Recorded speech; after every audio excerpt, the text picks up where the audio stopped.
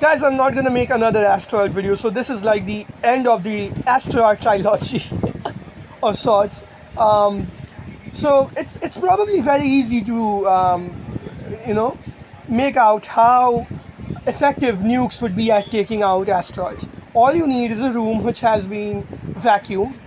Then you would need a piece of rock, a big piece of rock, and then you would need a tiny nuclear charge, a tiny nuclear device.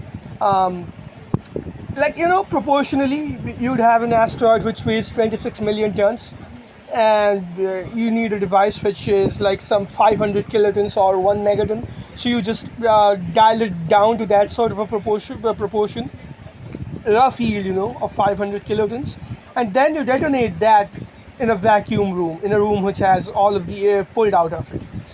Yeah, sure, it's gonna be different than what happens when you detonate the device in air, in an atmosphere, but how is it gonna be different?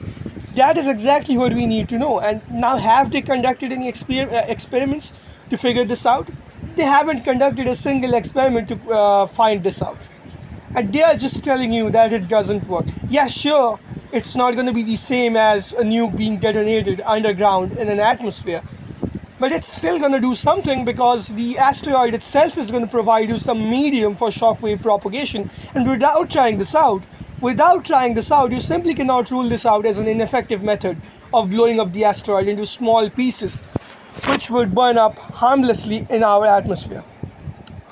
Without trying it out, you simply cannot rule it out.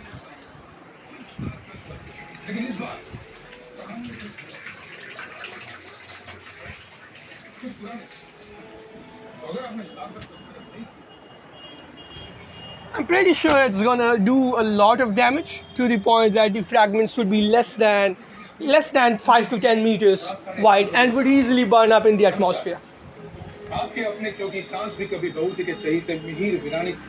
For it to even cause any kind of damage in the atmosphere, it needs to be around 20 to 22 meters wide. You just need to get it below that threshold that it would simply burn up in the upper atmosphere. You don't need to vaporize every single grain of it, and the the fallout is going to be negligible anyways, because modern hydrogen weapons don't create a lot of fallout. And you ask ChatGPT about all of this, they're gonna just give you the typical explanation that scientists give you, without any experiments on this.